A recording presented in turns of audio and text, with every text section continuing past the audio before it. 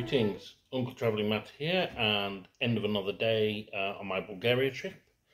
What number is it? I think it's 4, not sure though. Anyway, been an absolutely brilliant day, probably the best so far. So what's happened? Well, yesterday we stayed in Velika Turnova. Today we went out. We got up a little bit later than I planned, my fault, woke up late again. But got up, we're out by about 10ish, and we drove south. And we drove south to a place called Shipka. Now, Shipka's somewhere that's like on the school trip itinerary of every Bulgarian child. It's somewhere that like all Bulgarians have been to at some time. And it's a pass in the Stara Planina. So the Stara Planina is the range of mountains that runs through the middle of the country, separating the north from the south. They are sometimes called the Balkan Mountains, which is where the peninsula gets its name from. And the Shipka Pass is probably the main pass through the middle of the Stara Planina. And the reason why people go there is it is very pretty, but there was a huge battle there. And the battle was, I think, I should know this because I spent all day at this battle site, but 1875, I think it was in that war. So what happened is that Bulgaria had been in the 19th century for several centuries part of the Ottoman Empire, and I would say at the beginning the occupation wasn't too bad. I mean, occupation's never great, but they invaded in the 1390s. So yesterday in Tarnovo, there was a siege that was, I think, 1391. And the Ottomans had held sway ever since then. But in the last century or more, it had gone very, very reactionary and oppressive. And there's lots of instances that any Bulgarian can tell you about how oppressive the Ottomans could be. There was, for example, a tax where they took, I think it was a 7th son from every family to be a soldier in the Ottoman army.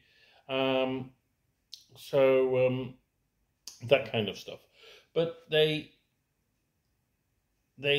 was massacres of Bulgarians, and the Bulgarians were rising up trying to get some kind of independence. And the Russians, who saw them as brothers because they were fellow Slavs and Orthodox Christians, intervened. And so the Russian army invaded from Romania, along with the Romanians as well. And they invaded from the north. The Ottomans came from Istanbul to counter them. The Russians got to Shipka first, which of course guarded the route north. And they posted a small detachment there, which were Russian soldiers and Bulgarian volunteers. And the Ottomans came and tried to take the pass in a huge battle and lost. Then it settled down into a trench warfare that lasted for a year or more, at which time the Ottomans decided, okay, they couldn't get over that pass, so they then attacked further west, and there was a huge battle of Pleven, which the Ottomans lost, and that won the war for Bulgaria, and that's what got Bulgaria's independence. So they remember it as the key battle. That one, along with the Pleven battle, are the key battles that won them the War of Independence. There were other battles. There was another battle named after the Ottoman camp, which was at the foot of the hill, and Stara Zagora, which I will be mentioning more of later. There was a battle there, and the Ottomans burnt the town to the ground. So a lot of fighting in this region. All about that war. So on Shipka Pass there is a monument. It was built in the 1920s by the nationalist prime minister at the time, but it is quite a fine monument. And I wasn't expecting much, but when we got there, it was really quite interesting because it's like a tower, almost a bit like a lighthouse type thing. But inside in each floor there are exhibitions about the war. And then on the top, you've got these incredible views all around. And it was wonderful. Just the scenery was incredible, if nothing else. And there's numerous cannons and stuff from around there. So that was our first stop. Our second stop was about 10 kilometres away on another peak in even higher peak called Buj Luja. I think I'm pronouncing that right. And that is a communist monument and it's called the Buzuluja Monument. It's on the top of the peak, and that was to commemorate. I think I might be wrong here. It may have been something to do with the 1923 uprising, but it literally is like something out of the Democratic People's Republic of Korea. I mean, they built special roads to get to it, and it is enormous in scale. So there's lower down, there is this incredible stone monument of these, I think they're two fists carrying flames. And then above on the hill is this like rotunda, I suppose you would say, and it's almost like an indoor arena. And I think they were going to have a party congress there. And then next to it, a tower with a red star. It is incredible. It's very futuristic. It's very striking. It is, I think, the most striking socialist monument in the world. It reminded me very much of ones that I'd seen in North Korea, particularly the Wangjisan one, in terms of scale and setting, but that is more traditional. This is a very modern monument, and of course, unlike the Wangjisan one, it is dilapidated. We couldn't go in, and there's graffiti on it, like the writing's fallen off. The whole sculpture at the front has the concrete has crumbled away, and so there's just this massive twisted metal.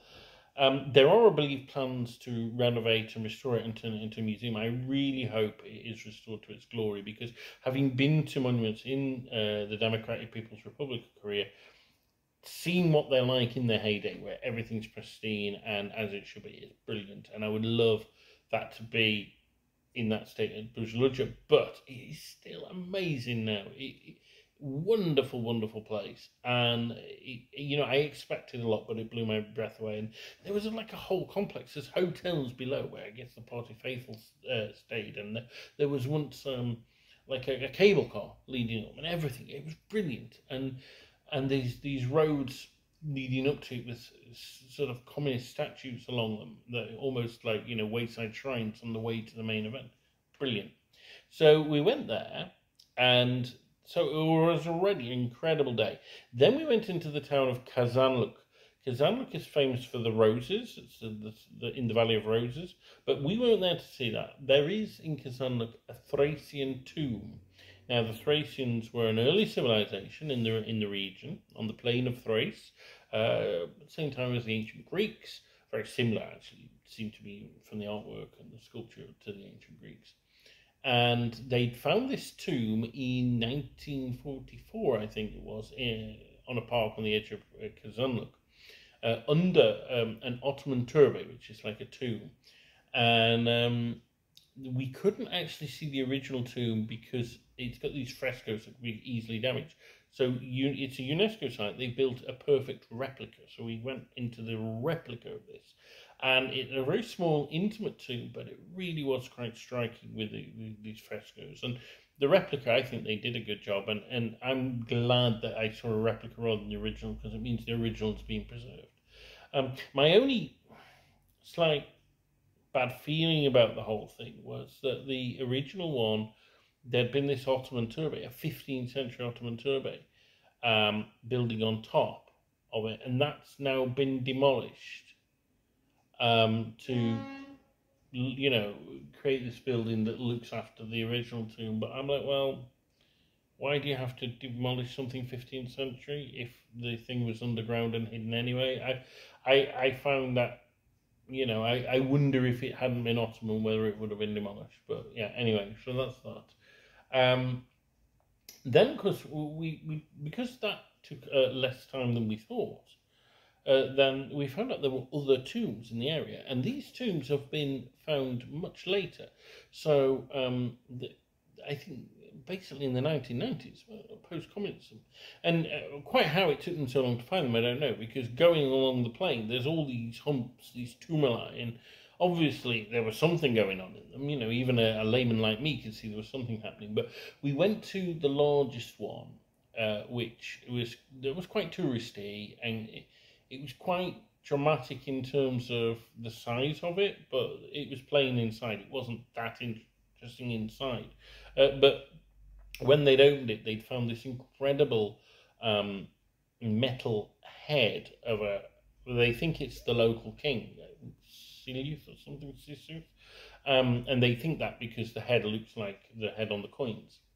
And his capital was very nearby, unfortunately, now submerged under a reservoir.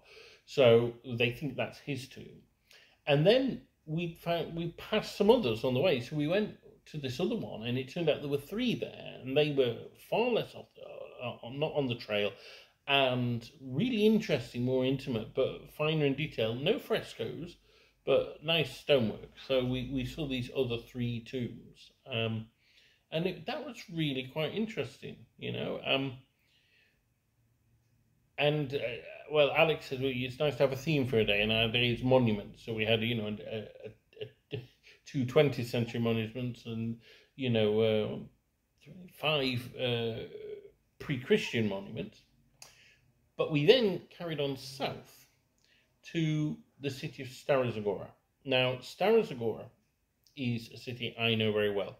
It is the first city I came to in Bulgaria. It is where my friends Simeon and Pepe Minchevi, Pepe Minchevi, Simeon Kovachev, that's where they came from. Also, Eva, who was my first friend, and we later lived together in Leeds.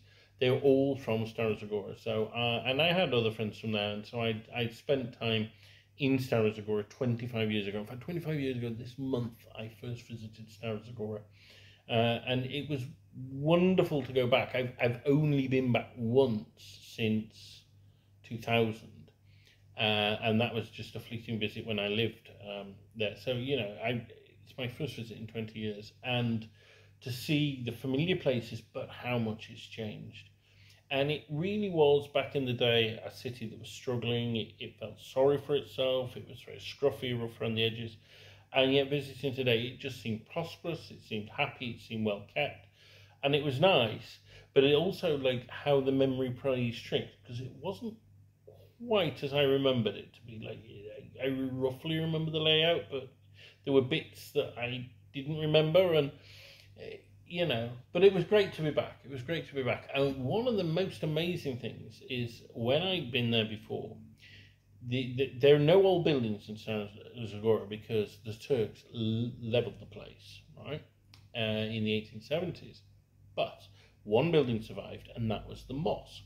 But the mosque was shut up, and apparently for the whole of the communist era, it was just closed. But this mosque is now open as a museum of religion. It's a mosque dating from 1409, so that's more or less immediately after the Ottoman conquest. And it's an incredible mosque with a huge cupola. And inside, it's got this amazing painting. Now, I think some of its restorations were based on 19th century designs. But the mihrab and then the minbar, they are originals from the 15th century.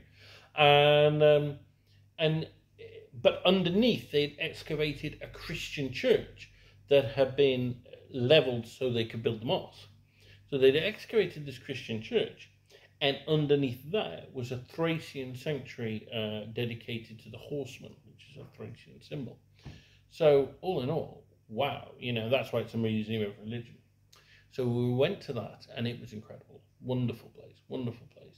And so good to see that aspect of Bulgaria's history being celebrated for once. Then we checked out the Roman ruins, which have been tarted up. When I was last there, they were a bit of a mess, but now they're really nice. And we had a coffee at the Opera House, and then we made our way back down the main street, where everyone taking an evening stroll, got in the car and went to Stara Zagora's main monument, which is the Samara Flag Monument. Now, the Samara Flag is a flag. I actually saw the flag in the Shipka Monument. That's where it's kept.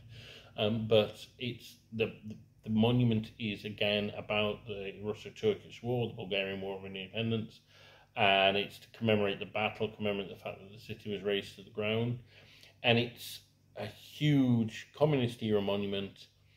It's very concrete and very abstract, but it is striking, and it's got this big flag. And then it's got these soldiers, these Russian soldiers, and they're actually very realistic, and they're huge, but they're kind of set in concrete bases. When I'd last been, so I'd been with my friend Eva, who actually lived around the corner in a tower block, and I'd stayed with her there, and then we'd walked across from her tower block through the park, and she said that when she was a child, they'd had their young pioneer passing out parades and that there. But when we'd gone, in the late 90s, the place was a complete mess. It was overgrown, there were slabs missing and everything. Now, it is a bit overgrown and tatty now, but it's a lot better than it was. So obviously at some point it was started up, and I hope they keep that going. So all in all, wonderful, wonderful day. We drove back, because there was quite a bit of driving, but we stopped on the way in the town of Gabrovo. Now, Gabrovo I'd never been to before. I'd driven through it once on the bus, that was it. It's famous in Bulgaria as being the Bulgarian capital of comedy, of humour. And when we'd driven through on the way, we thought it looked quite nice, so we stopped there and just had a wander around the centre where there's the town hall, and there's two rivers that join there, and it really is quite striking. It's quite a pretty city, actually. And then we, after we'd wandered around the centre a little bit, although it was very late, we found a restaurant called Rest Restaurant, and had a wonderful meal there. And then we drove back. And the only point of note about driving back is we were stopped by the police, and they checked my documents, and they seemed very happy, and so there we are. So that's that. Another day in Bulgaria, a wonderful day. It's been the best day so far, and again, something old, something new. Something borrowed. I don't know about blue things, but it was good. Trouble him up.